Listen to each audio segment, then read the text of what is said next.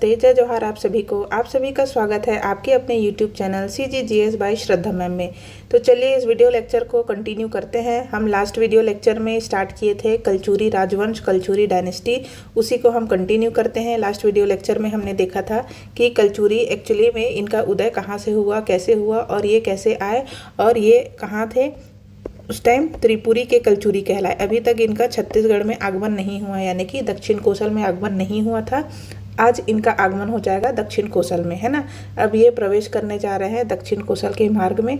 चलिए, जैसे कि आप जानते हैं छत्तीसगढ़ के इतिहास को नई पहचान देने वाला जो राजवंश है सबसे इम्पोर्टेंट है कौन? कलचुरी डायनेस्टी, क्योंकि इन्होंने तुमाड़ रतनपुर को राजधानी बनाकर शासन किया था। रतनपुर में सबसे ज़्यादा मैक्सिमम तो इन्होंने रतनपुर से ही क्या किया, राजधानी बनाकर शासन किया।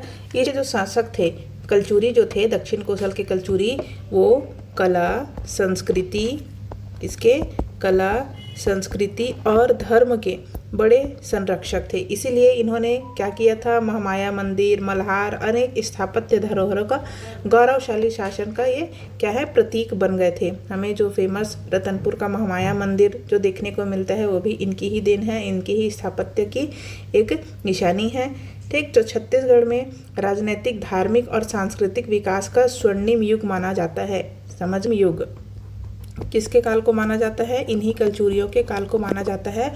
और ये सबसे लंबे समय तक रूल करने वाले क्या थे? छत्तीसगढ़ में डायनेस्टी थी। सबसे लंबे समय तक रूल करने वाले ये छत्तीसगढ़ में दक्षिण कोसल में रूल करने वाले सबसे बड़ी डायनेस्टी थी, जो सबसे लंबे समय तक इन्होंने रूल किया था। ठीक, अब देखिए इसमें एक चीज़ और बता देती हूँ कि जब ये कलचुरी आए दक्षिण कोसल में, जब कलचुरी आए तो इन्होंने क्या किया, कलचुरी संवत का प्रयोग किया। किसका? कलचुरी संवत। इन्होंने खुद का ही संवत स्टार्ट कर दिया था, कलचुरी संवत, है ना। इस कलचुरी वर्ष का आरंभ क्या मानते हैं कि कार्तिक शुक्ल प्रतिपदा से हुआ है। ठीक है, कार्तिक शुक्ल प्रतिपदा से किसका? कलचुरी संवत का स्टार्टिंग हुआ है। तो आप देखेंगे कि जब हम इसका स्टोरी रिलेट करते हैं कि कौन राजा बना, कौन शासक बना, किसने किसको मारा, उसके बाद कौन वंशज बना, तो आपको देखने को मिलेगा कि मैक्सिमम जो कलचुरी है वो 20 ईयर्स तक के ही रूल करते हुए दिखाई देंगे। देखिए 1000 से 120 कलिंग राज, फिर कमल राज, तो ऐसे 20-25 ऐसे करके आपको इनका ईयर देखने को मिलेगा, है ना। तो ये आपको देखने को मिलेगा कि ये एवरेज अगर देखें तो 20-20 साल के गैप में ये लोग रूल करते हुए आ रहे हैं। तो चलिए देखते हैं कि एक्चुअली में जो छत्तीसगढ़ में दक्षिण कोसल में कलचुरी है वो कैसे आए, क्योंकि अभी तक ये कहाँ रूल कर रहे थे? अभी तक ये त्रिपुरी में थे, है ना। तो लास्ट वीडियो लेक्चर में हमने देखा था कि त्रिपुरी में जो उनके वंशावली थी उसमें कौन थे? कोकलदेव द्वितीय थे। कोकलदेव द्वितीय थे। कोकलदेव के 18 पुत्र थे। कितने? 18 पुत्र थे। और इन्हीं 18 में से उनका जो छोटा पुत्र था वो कौन था? कलिंगराज। सबसे छोटा बेटा था कौन था?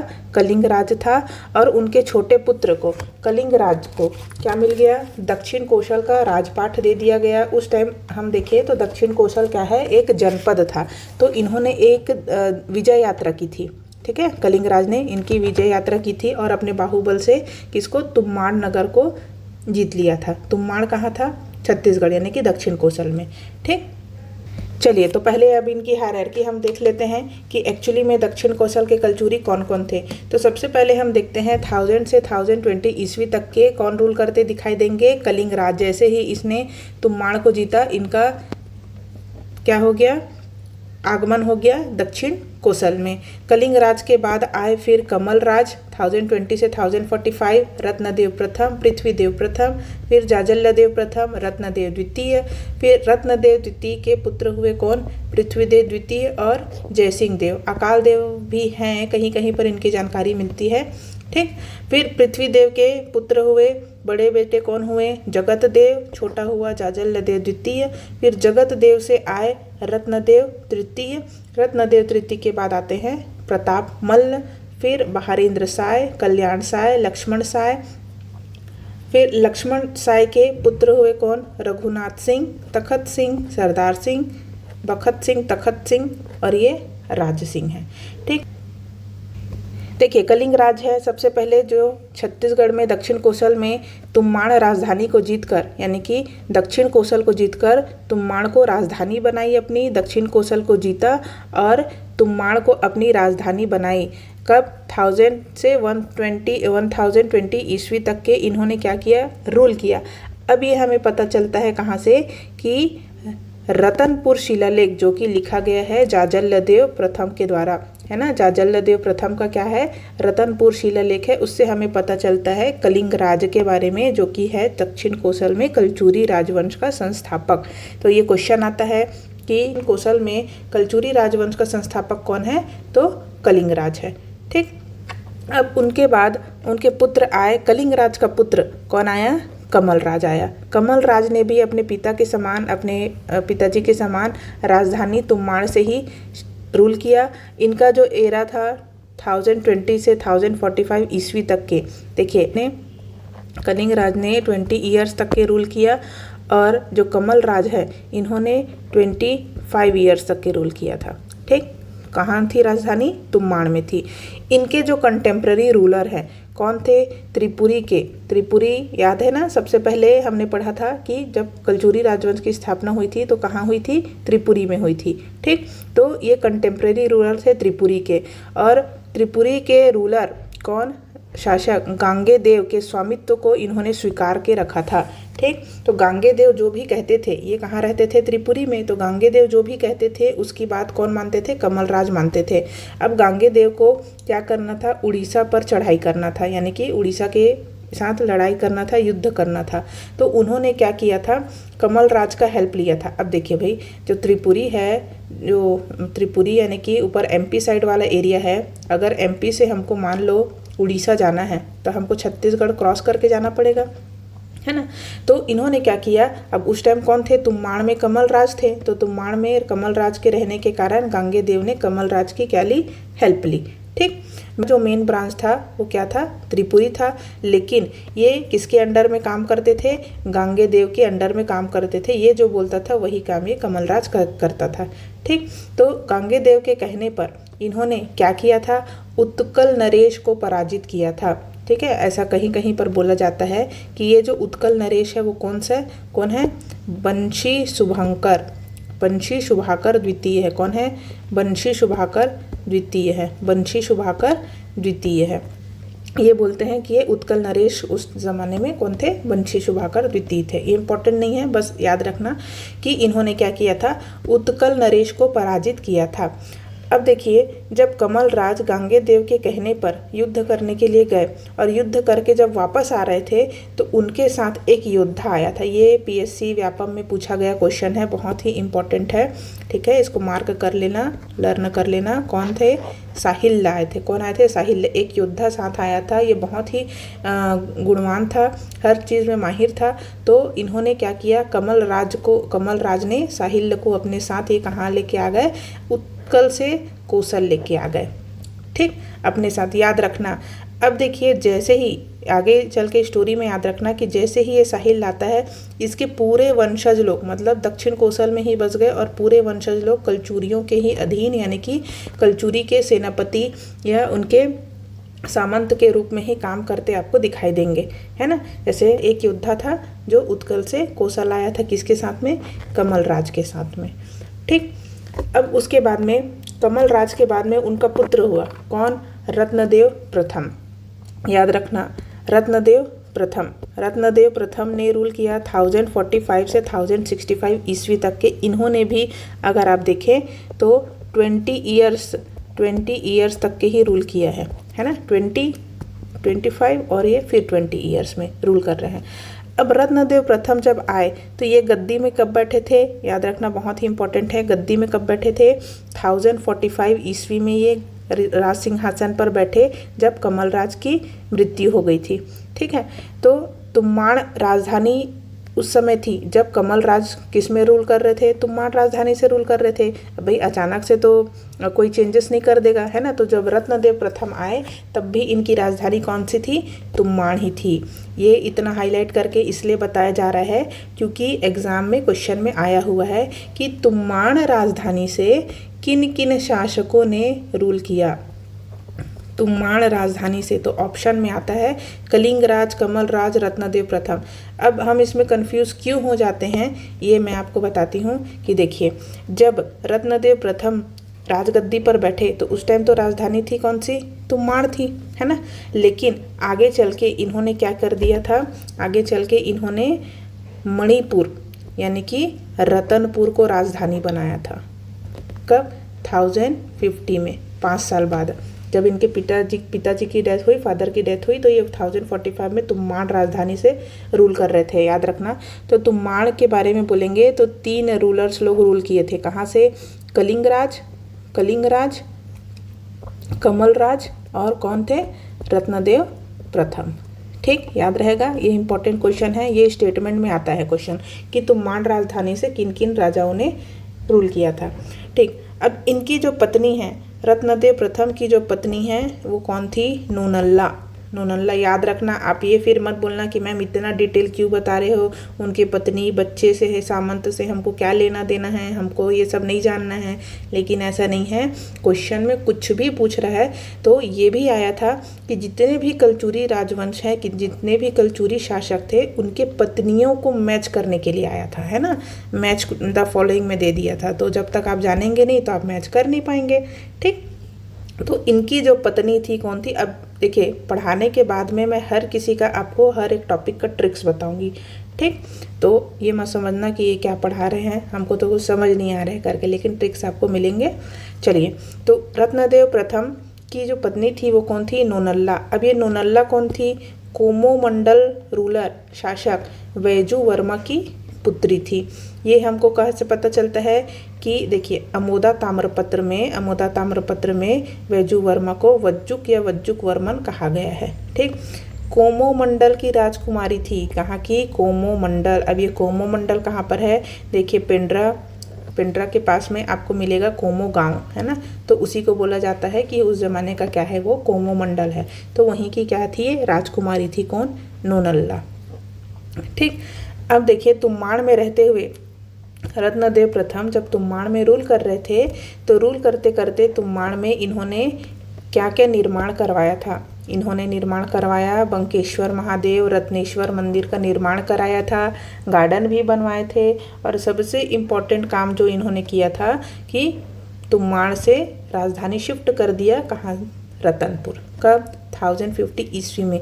ये क्वेश्चन भी पूछा गया है। ठीक है, ये क्वेश्चन भी पूछा गया है कि रतनपुर को राजधानी कब बनाया गया, तो कब बनाया गया, 1050 ईस्वी में। ठीक, 1050 ईस्वी में। चलिए देखिए, जिसको भी नोट्स चाहिए, ये मैंने क्लियर कर दिया है, तो जिसको भी नोट्स चाहिए आप वीडियो को पॉज करके नोट्स बना सकते हैं। ऐसा नोट्स आपको कहीं भी नहीं मिलेगा, और अगर आप नोट्स बनाना चाहते हैं तो काइंडली PDF के लिए ना बोलें, नोट्स आप बना सकते हैं खुद ही। मैंने बहुत ही मेहनत किया है इतना नोट्स बनाने के लिए, और मैं आपको इतना समझा रही हूँ तो आपके बेनिफिट के लिए ही है। अगर आप खुद से लिखेंगे तो आपका रिवीजन भी हो जाएगा। ठीक, तो चलिए, रत्नदेव प्रथम के बाद में फिर कौन आते हैं, चलिए देखिए। और रत्नदेव के बारे में हमें क्या पता चलता है, रत्नदेव प्रथम हमारे लिए बहुत ही इम्पोर्टेंट है। ठीक, अब हम जो देख रहे थे कि किसके साथ में, कमल, मैंने बोला था कि कमल राज के साथ में कौन आया था, साहिल लाया था, है ना। याद रखना, इसके वंशावली जो चलते आ रही है पूरे कलचुरियों तक के आपको देखने को मिलेगा। तो साहिल्य के 3 पुत्र हुए, कौन, गिमिला, देसाला और स्वामीन। इन्होंने क्या किया था, भट्टविला और बिहार के प्रदेश पर विजय प्राप्त की थी। इनके कहने पर भट्टविला और बिहार के प्रदेश पर विजय प्राप्त की, और इन्होंने, किसने, रत्नदेव प्रथम ने इनकी सहायता से अमरकंटक से गोदावरी तक के एरिया को पूरा जीत लिया था। ठीक है, यानी कि ऊपर में अमरकंटक से नीचे गोदावरी तक के पूरा एरिया जीत लिया था। तो इन्होंने बोला कि भाई मेरे से सर्वश्रेष्ठ राजा तो कोई भी नहीं है। तो इन्होंने क्या किया, अपने आप को महाराज घोषित कर दिया। क्या किया? अपने आप को महाराज घोषित कर दिया। और इन्होंने क्या किया था? यश नाम के व्यक्ति को, एक व्यक्ति था, एक इंसान था यश, एक बोलते हैं कि ये एक वैश्य था, इन्होंने उसको नगर श्रेष्ठ या श्रेष्ठी पद प्रदान कर दिया था। ठीक, जो इम्पोर्टेंट है एग्जाम पॉइंट ऑफ व्यू से वो मैं आपको बता देती हूँ। वैसे स्टोरी आप देखने चाहे तो बहुत लंबी चौड़ी स्टोरी है स्टोरी, ठीक है, तो जो इम्पोर्टेंट है उसको आप लर्न कर लीजिएगा। तो रतनपुर शिलालेख में अमलानंद घोष ने जब रतनपुर शिलालेख को स्टडी किया था तब इन्होंने क्या बोला? अकॉर्डिंग टू रतनपुर शिलालेख कि राजेंद्र चोल के अभिलेख में, किसके? राजेंद्र चोल के अभिलेख में कौशल राज के मारे जाने का उल्लेख मिलता है। ये राजेंद्र चोल का अभिलेख कौन सा अभिलेख था? जब हम राजेंद्र चोल इंडिया लेवल में जब पढ़ते हैं तो इसका एक अभिलेख था जिसका नाम था करूवूर और तिरुमुवकुदन, है ना। तो इसमें हमको पता चलता है कि कौशल राज के मारे जाने का उल्लेख मिलता है। तो ऐसा बोला जाता है कि ये जो कौशल राजा जो था, है ना, कौशल राजा जो था, ये कौशल राज जो था वो कौन था? रत्नदेव प्रथम ही था। तो ऐसा समझ में आता है कि 1065 में रत्नदेव प्रथम की मृत्यु हो गई थी और उसके बाद कौन आया गद्दी पर? पृथ्वीदेव प्रथम राज सिंहासन पर बैठा, जो कि रूल किया 1065 से 1090 ईस्वी के बीच में। ठीक, अब देखिए इसको पृथ्वीदेव प्रथम को क्या कहते हैं? पृथ्वी खे भी कहा जाता है ना। किसी किसी पर इसको क्या, कहीं कहीं पर इसको क्या बोला गया है? पृथ्वी खे बोला गया है, पृथ्वी खे। ठीक, इसके 2 उत्कीर्ण लेख हमको प्राप्त होते हैं। 2 उत्कीर्ण लेख कहाँ कहाँ से मिलते हैं? रायपुर से 1069 ईस्वी में, अगर हम कलचुरी संवत वाला पढ़ें तो 821 संवत है, और अमोदा लेख, अमोदा ताम्रपत्र से पता चलता है ये कब का है? 1079 ईस्वी में, है ना। जो ऑथेंटिक बुक है उसमें जो डेट्स दिए हुए हैं वही मैं आपको बता रही हूँ। ठीक, इन्होंने पृथ्वीदेव प्रथम ने भी अपने आप को उपाधि दी थी, किसकी? महामंडलेश्वर। महामंडलेश्वर, देखिए ये बहुत इंपॉर्टेंट है, महामंडलेश्वर। और सबसे इम्पॉर्टेंट एग्जाम में आया गया है समाधिगताशेष पंच महाशब्द। समाधिगताशेष पंच महाशब्द, ये अलग अलग वर्ड है ना, ये है ना, समाधिगताशेष पंच महाशब्द। और सकल कौशलाधिपति की उपाधि धारण की थी। किसने? पृथ्वीदेव प्रथम ने। किसने? पृथ्वीदेव प्रथम ने। ये सब आप याद रखेंगे, पृथ्वीदेव प्रथम ने, पृथ्वीदेव प्रथम ने। ठीक, इन्होंने क्या कहा था? 21,000 गांव का स्वामी कहा अपने आप को। क्यों? इन्होंने बोला कि भाई कौशल के 21,000 गांव का क्या है? ये स्वामी है। ठीक, इनकी जो पत्नी थी कौन थी? राजल्ला, याद रखना। रत्नदेव प्रथम में हमने क्या पढ़ा था? रत्नदेव के समय हमने उनकी पत्नी को क्या पढ़ा था? नोनल्ला, है ना। अब ये कौन आ गई? पृथ्वीदेव प्रथम। पृथ्वीदेव प्रथम की पत्नी कौन हो गई? राजल्ला, नोनल्ला और राजल्ला। ठीक, देखिए पृथ्वीदेव द्वितीय का क्या मिलता है आपको? राजिम शिलालेख देखने को मिलता है। तो राजिम शिलालेख किसका है? पृथ्वीदेव द्वितीय का है। इससे हमको पता चलता है कि साहिल्य के पौत्र, वही जो वंशावली चलते आ रही है ना, उनके पौत्र कौन हुए? जयदेव और देव सिन्हा। देव सिन्हा भी बोलते हैं और कहीं कहीं पर इसको देवी सिंह भी लिखा गया है। इन्होंने डंडोर एरिया को जीता था, डंडोर क्षेत्र को जीता था। डंडोर कहते हैं कि वो उस जमाने में क्या है? सरगुजा वाला एरिया है। ठीक है, डंडोर क्षेत्र को जीता था। और इन्होंने तुम्माड़ में, देखिए राजधानी बदल गई थी, रत्नदेव के समय में क्या हो गया था? रतनपुर हो गया था, है ना। लेकिन तुम्माड़ में इन्होंने क्या किया था? पृथ्वी देवेश्वर शिव मंदिर का निर्माण करवाया था। और ये क्या थे? अपने पिताजी के द्वारा बनवाया गया कौन सा था? बंकेश्वर महादेव मंदिर था, है ना।